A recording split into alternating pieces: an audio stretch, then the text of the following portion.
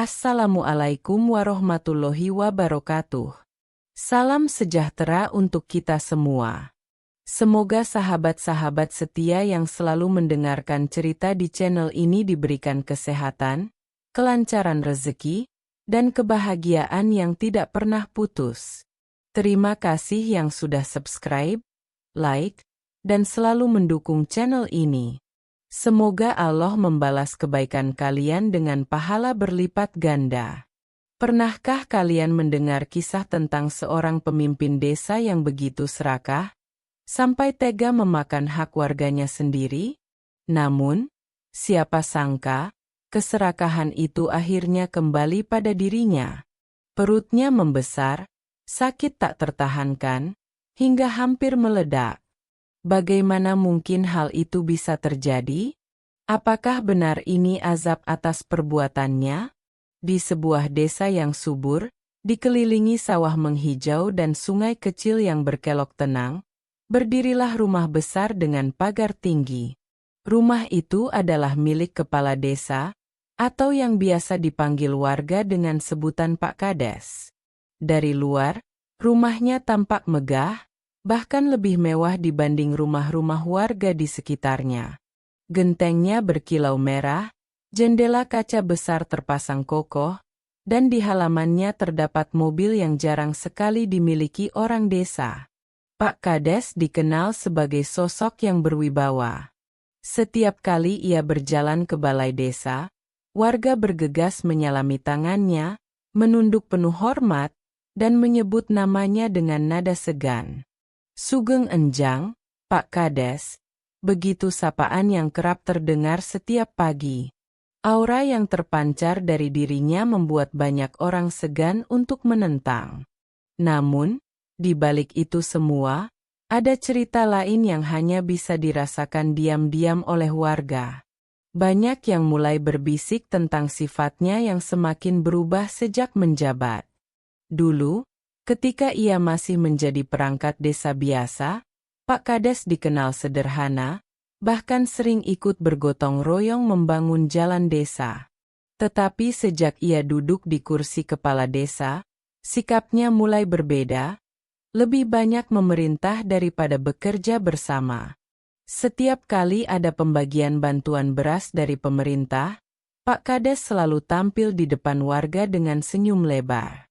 Ia akan berkata, "Alhamdulillah, ini rezeki dari Allah melalui pemerintah. Semua akan kebagian." Warga pun percaya. Namun, diam-diam ia menyisihkan beberapa karung beras untuk dirinya sendiri. Bahkan ada cerita bahwa bantuan berupa uang tunai untuk anak yatim dan janda miskin pun tak sepenuhnya sampai kepada mereka. Sebagian besar hilang di tengah jalan. Meski banyak yang sadar, tak seorang pun berani bersuara. Warga takut bila menentang, maka urusan mereka di desa akan dipersulit. Misalnya, pengurusan tanah, tanda tangan surat, atau bahkan bantuan pupuk. Maka, semua orang memilih diam, walau di hati mereka ada rasa sesak. Pak Kades sering menggunakan wibawanya untuk membungkam suara rakyat kecil. Jika ada yang bertanya, ia menjawab dengan nada tinggi. "Kowe ngerti apa? Ini semua untuk kepentingan desa. Kalau aku tidak mengatur, desa ini tidak akan maju." Kata-katanya terdengar masuk akal, namun kenyataannya tidak demikian. Jalan desa tetap rusak. Sekolah desa masih reot, dan jembatan bambu yang menghubungkan dusun ke dusun tak pernah diperbaiki. Padahal, setiap tahun ada dana pembangunan desa yang cukup besar. Malam hari, di rumahnya, Pak Kades hidup dalam kemewahan. Makanan melimpah tersaji di meja, daging sapi, ayam panggang, ikan gurame besar. Sementara, beberapa rumah tetangga masih sering hanya makan singkong rebus karena sawahnya gagal panen. Ironi itu semakin jelas terlihat. Anehnya, meskipun warga tahu siapa yang menjadi penyebab penderitaan mereka, tetap saja setiap kali bertemu, mereka menunduk hormat. Sosok Pak Kades seolah-olah menjadi bayangan besar yang menekan jiwa seluruh desa. Namun, Tuhan tidak pernah menutup mata. Setiap langkah manusia selalu ada konsekuensi. Warga mulai percaya bahwa keserakahan yang dilakukan Pak Kades suatu hari nanti akan berbalik menghantam dirinya sendiri. Mereka hanya menunggu waktu, sambil menyimpan doa-doa lirih di malam gelap. Bab pertama ini menegaskan betapa seorang pemimpin bisa tampak disegani dari luar, namun di baliknya tersimpan sisi kelam yang perlahan akan menyeret dirinya ke jurang yang dalam. Musim panen tiba. Sawah-sawah di desa itu menguning, padi melambai seakan menari tertiup angin. Warga desa bekerja sejak fajar, memotong batang padi dengan sabit sederhana. Suara riang mereka berpadu dengan kicauan burung. Namun, di balik kegembiraan panen, ada rasa was-was yang tak bisa dihindari. Semua tahu, begitu padi dikumpulkan, sebagian besar hasil panen tidak akan benar-benar menjadi milik mereka. Sejak menjabat, Pak Kades menerapkan aturan yang katanya untuk kepentingan desa. Setiap keluarga diwajibkan menyisihkan sebagian hasil panennya. Alasannya, sebagai sumbangan pembangunan desa.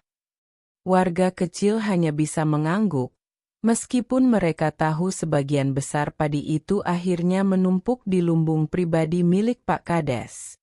Tak hanya itu, setiap kali bantuan dari pemerintah turun, selalu ada alasan yang diciptakan agar sebagian dana disimpan untuk dirinya. Bantuan beras untuk keluarga miskin, misalnya, seringkali berkurang jumlahnya sebelum sampai ke tangan penerima. Kalau seharusnya mereka mendapat 20 kilogram, hanya 10 kilogram yang sampai. Sisanya, menghilang tanpa jejak, masuk ke gudang Pak Kades yang sudah penuh sesak. Sudahlah, syukuri saja. Sedikit pun tetap rezeki, kata sebagian warga untuk menghibur diri. Namun di dalam hati, mereka tahu betul siapa yang memakan hak mereka. Di balai desa, setiap rapat rutin selalu menjadi ajang sandiwara. Pak Kades berdiri gagah di depan, berbicara dengan lantang. Kita harus kompak. Semua yang saya lakukan ini demi kemajuan desa. Kalau kita tidak disiplin, tidak ada pembangunan. Ingat, tanpa saya, desa ini tidak akan maju. Warga terdiam. Mereka tak berani melawan. Kalimat itu selalu menjadi tameng Pak Kades untuk menutupi keserakahannya. Rumah Pak Kades semakin makmur. Halaman depan penuh dengan tumpukan karung beras, kandang sapi dan kambing bertambah banyak. Bahkan ia membeli sebidang tanah baru dengan uang yang tak jelas asal-usulnya. Semua orang tahu, itu bukan hasil jerih payahnya, melainkan hasil dari menyedot hak orang lain. Ironinya, banyak keluarga di desa itu yang hidup serba kekurangan. Ada seorang janda tua bernama Bu Sarti, yang setiap hari hanya makan nasi aking karena jatah berasnya selalu dikurangi. Ada pula keluarga miskin yang anaknya sakit, tetapi tak punya biaya untuk berobat, karena uang bantuan kesehatan yang seharusnya mereka terima tak pernah sampai. Warga kadang ingin memberontak. Namun, bayang-bayang ketakutan selalu menghantui. Mereka percaya, bila menentang Pak Kades, segala urusan mereka di desa akan dipersulit. Maka, mereka hanya berani mengadu kepada langit. Malam-malam desa dipenuhi doa. Di rumah-rumah sederhana, terdengar bisikan lirih. Doa agar keadilan turun, doa agar keserakahan yang menindas itu segera mendapat balasan. Ada yang berdoa sambil berlinang air mata, ada pula yang hanya bisa menatap langit dengan hati penuh keluh kesah. Sementara itu, di rumahnya, Pak Kades tertawa puas. Baginya, semua harta yang berhasil dikumpulkannya adalah tanda kecerdikan. Ia merasa pintar karena mampu, mengatur, dan mengelola. Ia tidak sadar, apa yang ia kumpulkan bukanlah harta halal, melainkan beban yang kelak akan menjerat dirinya sendiri. Semakin lama, keserakahannya semakin menjadi-jadi. Ia bahkan berani menjual tanah desa kepada orang luar, tanpa persetujuan warga. Uang hasil penjualan itu habis untuk membeli mobil baru. Warga hanya bisa mengelus dada, sebab tanah itu seharusnya untuk generasi mereka kelak. Di titik ini, keadilan seakan tertidur. Tapi sebenarnya, doa-doa warga sudah terkumpul, menunggu saatnya dikabulkan. Harta dari hak orang lain tidak pernah benar-benar bisa dinikmati. Cepat atau lambat, semua akan berbalik menjadi malapetaka. Bab kedua ini memperlihatkan wajah nyata keserakahan. Bagaimana seorang pemimpin dengan kuasa bisa merampas hak rakyatnya, sementara rakyat kecil hanya bisa pasrah. Namun, cerita ini belum selesai. Di balik tawa puas Pak Kades, bayangan balasan sudah menunggu. Malam turun di desa kecil itu. Lampu-lampu minyak di rumah warga menyala redup, memberikan cahaya temaram yang menggambarkan kesederhanaan hidup mereka. Di balik dinding bambu dan atap rumbia, kehidupan berjalan jauh dari kemewahan yang dipamerkan rumah Pak Kades. Namun, di sanalah lahir doa-doa paling tulus dari hati yang terhimpit derita. Warga yang siangnya sibuk bekerja di sawah, malam harinya duduk bersila di ruang tamu sederhana, mengangkat tangan ke langit. Ada suara ibu-ibu yang berdoa lirih sambil menatap wajah anak-anaknya yang tertidur kelaparan. Ada pula para bapak yang usai salat Isya, termenung lama di sajadah, memohon agar Allah segera memberi jalan keluar. Ya Allah, Engkau Maha Melihat. Tolonglah kami yang lemah ini. Engkau tahu siapa yang memakan hak kami. Jangan biarkan keserakahan itu terus berkuasa. Suara doa itu lirih, hampir tak terdengar kecuali bagi mereka yang sungguh-sungguh menundukkan hati. Namun, bagi langit, doa-doa itu menjadi jeritan yang melambung tinggi, mengetuk pintu keadilan. Di setiap sudut desa, keluh kesah terdengar dalam berbagai bentuk. Ada yang hanya mampu menangis, ada yang mengeluh pada tetangga, dan ada pula yang menceritakan penderitaan mereka kepada anak-anak, dengan harapan generasi mendatang tak lagi mengalami hal yang sama. Salah satu yang paling sering berdoa adalah Bu Sarti, janda tua yang hidup sendirian. Setiap malam, ia duduk di depan rumah bambunya, menatap bintang, sambil berbisik, "Ya Allah, aku hanya ingin makan secukupnya, agar esok aku masih kuat menanam singkong. Jangan biarkan hak kami terus dirampas." Tangannya yang keriput mengusap karung beras kecil yang hanya tinggal separuh. Ia sadar, besok mungkin ia harus kembali menahan lapar. Namun, keimanannya membuatnya tak berhenti percaya bahwa doa tak pernah sia-sia. Di masjid desa, beberapa anak muda berkumpul setelah salat. Mereka membicarakan keadaan yang kian memprihatinkan. Salah satunya berkata, "Apakah kita harus diam terus? Sampai kapan hak kita dicuri?" Namun, yang lain menunduk. Mereka tahu, melawan Pak Kades bukan perkara mudah. Ia punya pengaruh, punya uang, dan bisa membuat siapa saja yang menentangnya menjadi kesulitan. Maka, jalan satu-satunya hanyalah bersabar dan menyerahkan segalanya pada doa. Ironinya, sementara doa-doa itu naik ke langit, suara tawa dari rumah Pak Kades sering terdengar hingga jauh malam. Pesta kecil sering diadakan, dengan makanan melimpah dan hiburan musik. Dari kejauhan, warga bisa mendengar, dan hati mereka semakin sakit. Mereka sadar, harta yang dinikmati Pak Kades sebagian besar berasal dari keringat mereka sendiri. Tidak ada keadilan di bumi ini, kecuali keadilan dari langit, kata seorang kakek tua yang sering duduk di surau kecil desa. Ucapannya menjadi pengingat bagi warga lain, bahwa meski mereka lemah, ada kekuatan yang jauh lebih besar yang sedang mereka titipkan harapan. Doa dan keluh kesah warga perlahan menjadi arus besar yang tak terlihat. Seperti air hujan yang jatuh setetes demi setetes, lama-lama bisa mengikis batu. Begitu pula doa mereka, sedikit demi sedikit, menguatkan keyakinan bahwa suatu saat balasan akan datang. Dan benar, setiap doa yang lahir dari hati yang terzalimi selalu punya tempat khusus di sisi Tuhan. Meski mereka tampak tak berdaya, sesungguhnya mereka sedang menyiapkan badai yang kelak akan menimpa Pak Kades dengan cara yang tak pernah ia bayangkan. Bab ketiga ini adalah tentang suara hati rakyat yang ditindas. Doa-doa yang lahir dari penderitaan bukanlah sekadar keluhan kosong, melainkan senjata tak terlihat yang mampu mengguncang siapapun yang berbuat zalim. Hari-hari berlalu, dan kehidupan di desa tampak berjalan seperti biasa. Warga tetap sibuk di sawah, anak-anak tetap berlari di pematang, dan malam-malam masih dihiasi suara jangkrik.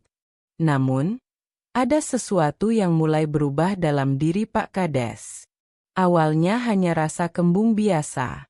Setelah makan, ia merasa perutnya penuh dan sesak, meski porsi makanannya tak lebih banyak dari biasanya. Ia mengira itu hanya masuk angin. Dengan enteng, ia memerintahkan istrinya membuatkan ramuan jahe atau minyak gosok untuk menghangatkan tubuhnya. Namun, beberapa hari kemudian, perutnya tidak mengecil, justru semakin mengeras. Bentuknya mulai menonjol, seolah-olah ada sesuatu yang mendorong dari dalam. Ia merasa aneh, karena meski tubuhnya tidak bertambah gemuk, perutnya tampak membesar bagai balon yang dipompa. "Kenapa perutku begini, Bu?" Rasanya penuh sekali, keluhnya suatu malam. Istrinya hanya bisa menatap khawatir. "Mungkin karena terlalu banyak makan daging, Pak. Nanti kita panggil tabib saja." Tabib desa dipanggil. Dengan ramuan tradisional dari daun-daunan dan pijatan di perut, tabib mencoba menenangkan. Namun, tak ada perubahan. Justru rasa sakit itu semakin sering datang. Kadang perutnya terasa panas, kadang terasa berat seperti diisi batu. Semakin hari, keadaan makin parah. Pagi itu, saat Pak Kades hendak menghadiri rapat desa, ia hampir tidak bisa berdiri tegak. Perutnya menggembung besar, membuat jalannya terhuyung-huyung.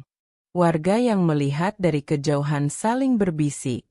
"Lihat perut Pak Kades, kenapa jadi sebesar itu?" Entah, aneh sekali. Tubuhnya biasa saja, tapi perutnya seperti orang hamil 9 bulan. Bisikan-bisikan itu segera merebak di seluruh desa. Orang-orang mulai mengaitkan apa yang terjadi dengan keserakahannya selama ini.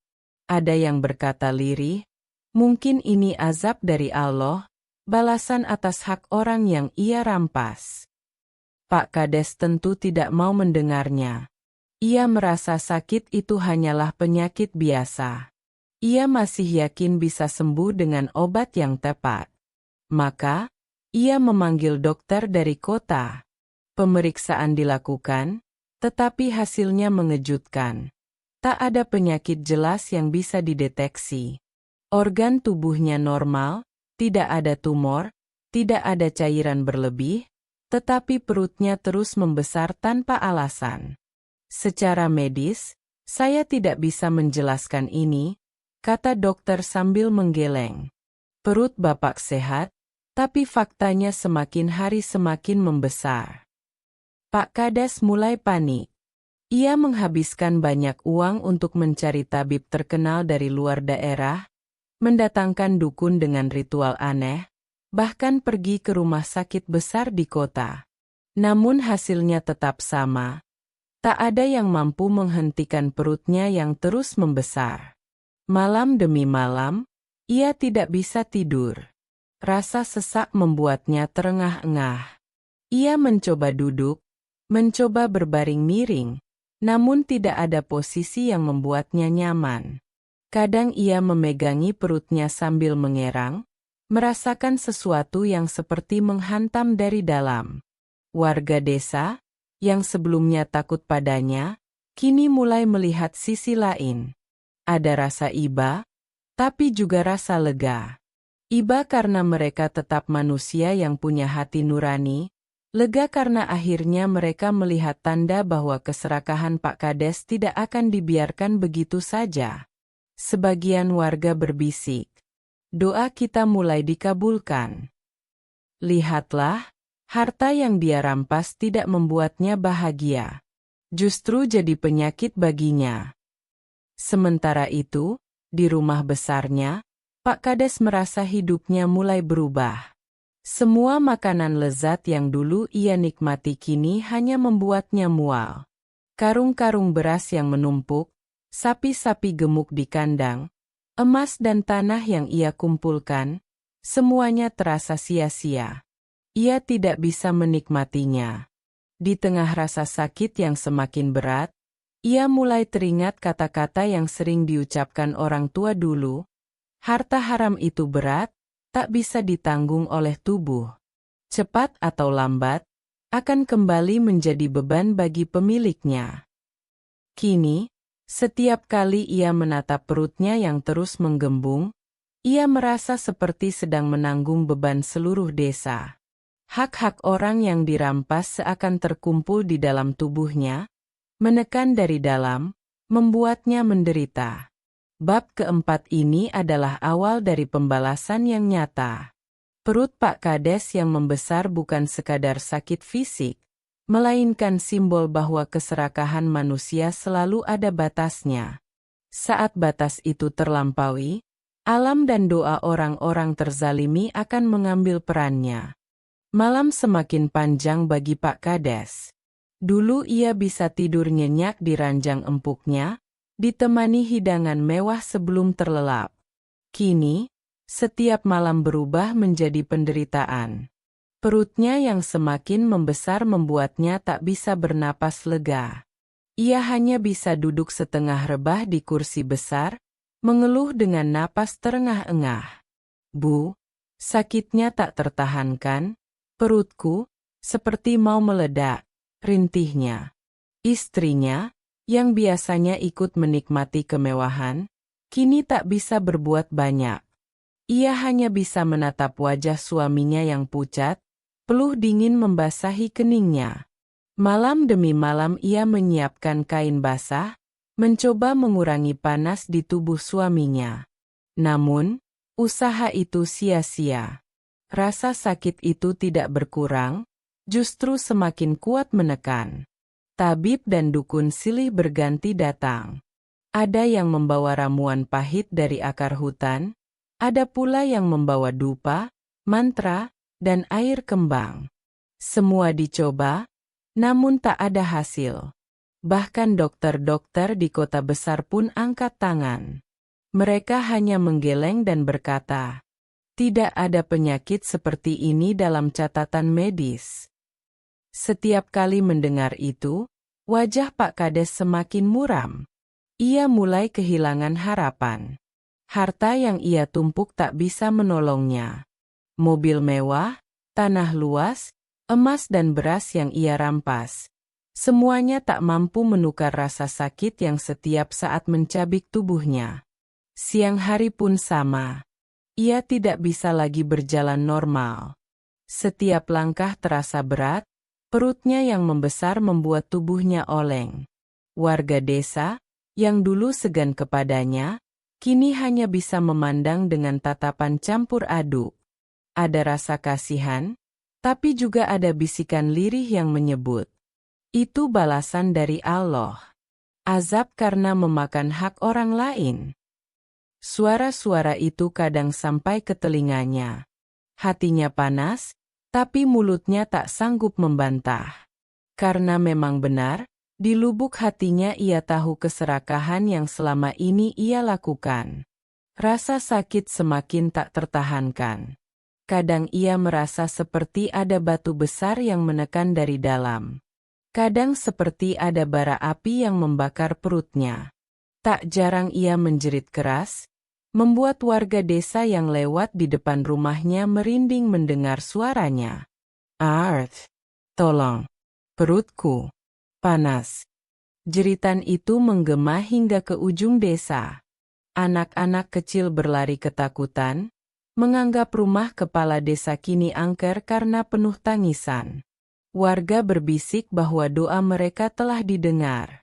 Dalam keputusasaan, Pak Kades bahkan mencoba memakan lebih sedikit, berharap perutnya mengecil.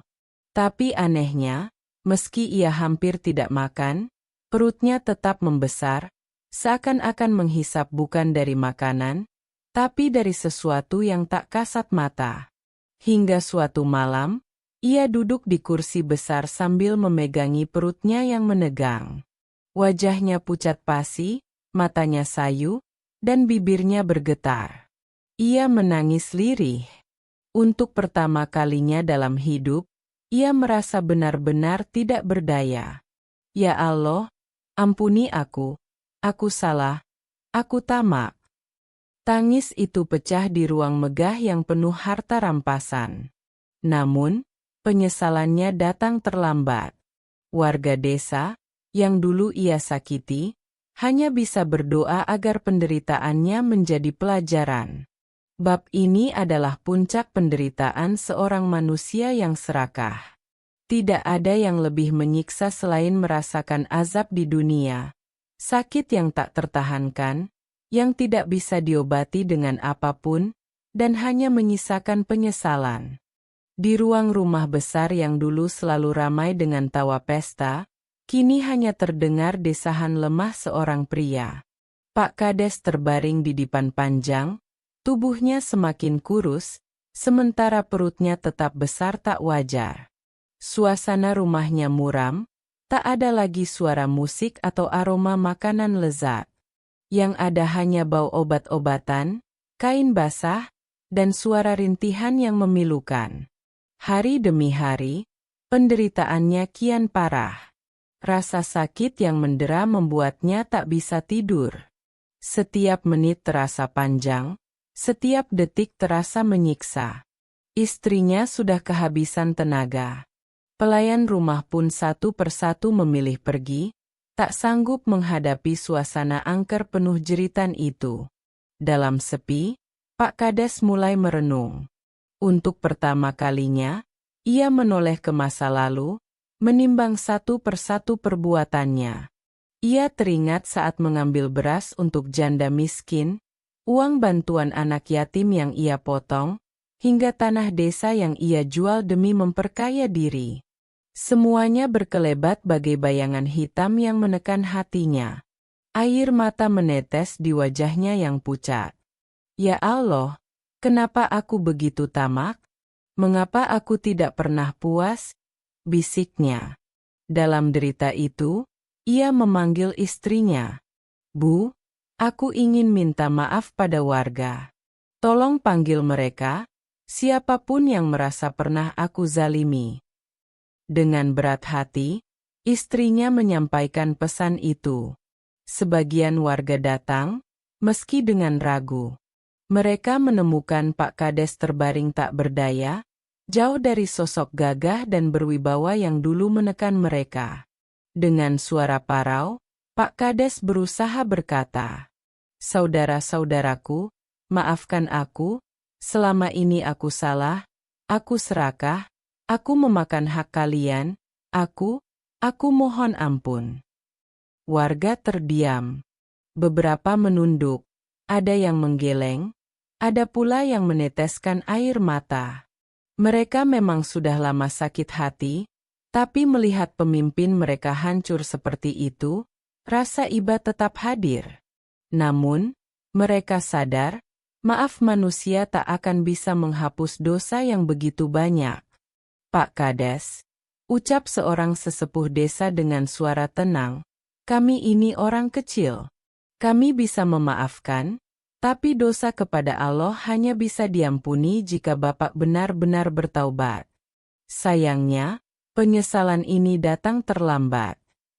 Ucapan itu menusuk jantung Pak Kades. Ia menangis, dadanya bergetar, tangannya berusaha meraih siapapun yang ada di sekitarnya. Aku menyesal, aku tak ingin mati seperti ini. Namun, apa daya? Segala harta yang dulu ia banggakan kini tak berarti apa-apa. Karung beras yang menumpuk hanya jadi saksi bisu. Mobil, emas, dan tanah tak bisa menolong. Semua itu bahkan terasa seperti beban yang menjerat lehernya semakin kencang. Warga satu persatu meninggalkan rumah besar itu dengan hati bergetar. Mereka menyadari betapa keserakahan bisa menghancurkan seorang manusia dalam sekejap. Penyesalan Pak Kades memang nyata, tetapi semuanya sudah terlambat. Di akhir malam, Pak Kades kembali menatap langit-langit rumahnya. Air matanya terus mengalir. Ia tahu waktunya semakin dekat. Penyesalan besar itu menghantui detik-detik terakhir hidupnya. Dan yang paling menakutkan bagi dirinya adalah kenyataan bahwa harta haram yang ia kumpulkan kini ikut menjerumuskan dirinya ke lembah derita yang tak berujung. Bab ini adalah potret getir bahwa penyesalan selalu datang, tapi seringkali ketika semuanya sudah tak bisa diperbaiki. Seorang pemimpin yang dulu disegani, kini hanya tinggal tubuh lemah dengan perut bengkak, menangis dalam kesendirian. Hari-hari berlalu setelah kepergian Pak Kades. Desa yang dulu penuh kegelisahan mulai menemukan ketenangan. Namun, kisah tentang pemimpin yang jatuh karena keserakahannya masih hangat dalam ingatan. Rumah besar Pak Kades kini sepi, pintunya jarang terbuka. Harta yang ditumpuk bertahun-tahun seakan menjadi benda mati tanpa arti. Warga sering berkumpul di balai desa, bukan untuk membicarakan dendam, melainkan untuk mengambil hikmah dari kejadian itu. Sesepuh desa, Pak Lebay, berdiri di tengah warga dan berbicara dengan suara lembut tapi tegas. Saudaraku semua, katanya, apa yang kita saksikan bersama adalah bukti bahwa hidup ini tidak kekal. Harta, jabatan, dan kekuasaan tidak bisa menolong seseorang saat ajal menjemput. Bahkan, jika harta itu didapat dari cara yang salah, ia justru membawa derita. Warga mengangguk pelan. Ada rasa iba, tapi juga ada rasa lega.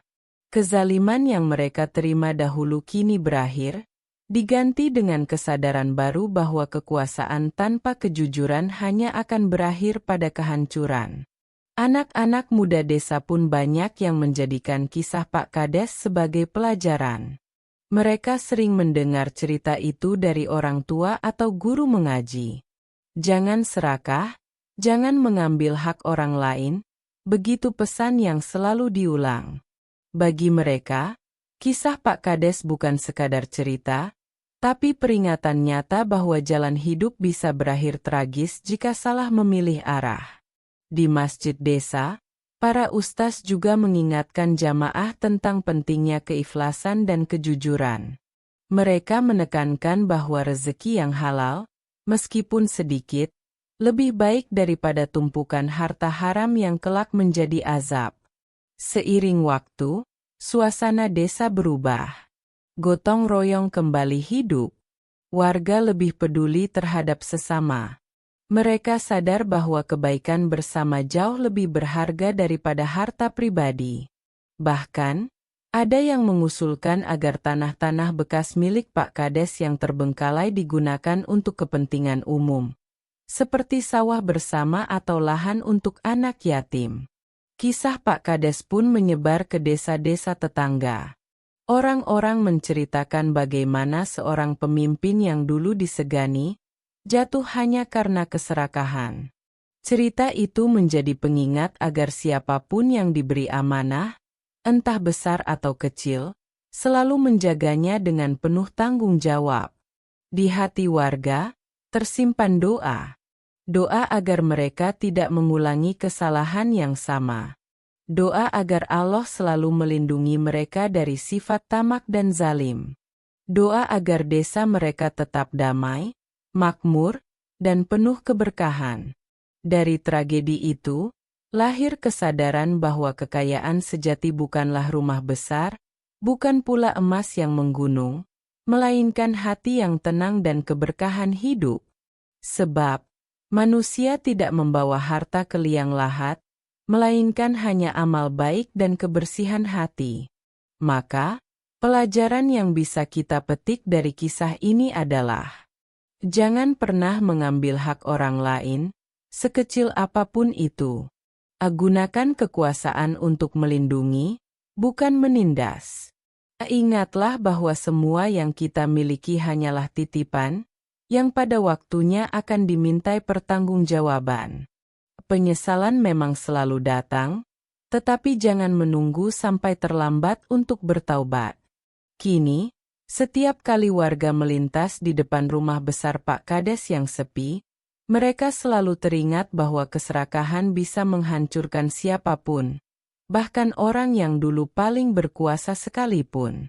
Dan dari sanalah mereka belajar untuk hidup sederhana, saling menghormati, dan menjaga hak sesama. Kisah ini menjadi warisan moral bagi generasi berikutnya, bahwa hidup bukan tentang menimbun harta, melainkan tentang berbagi, menebar kebaikan, dan menjaga amanah yang diemban. Dan pada akhirnya, kisah Pak Kades hanyalah satu contoh nyata. Tapi pelajarannya berlaku untuk kita semua.